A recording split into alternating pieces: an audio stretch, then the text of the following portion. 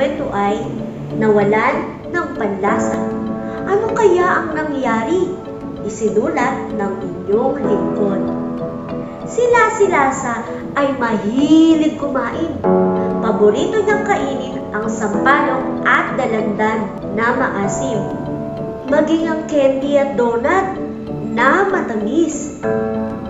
Pati ang itlog na maalat na sobrang alat.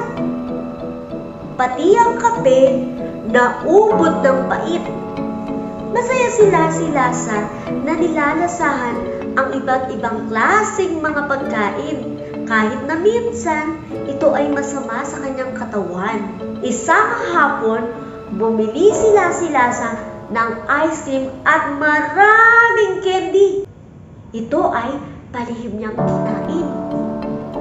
Kinagabihan, oras ng kanilang pagkain, ay hindi na malasahan ni Lasa ang kanyang kinakain. Maayos yun naman tong inuya. Hindi na niya napigilan, umiyak siya ng malakas. Sa takot ng kanyang ina na baka may COVID na siya, ay dali-dali siyang pinatignan sa ospital.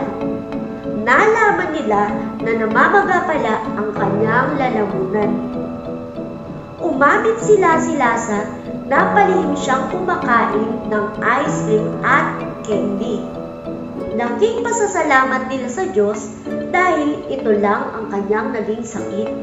Simula noon ay nag-ingat at umiwas na siya sa pagkain ng nakasasama sa kanyang katawan. Nakinig na rin siya sa kanyang ina.